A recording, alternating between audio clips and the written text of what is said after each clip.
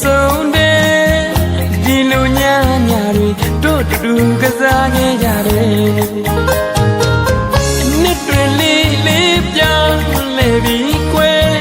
ခါတလေးရင်မအောင်မိပါတယ်အသိမကြွယ်ကလေးဘဝရွယ်ရုံးရွှင်စရာတွေပြည့်နေနေတယ်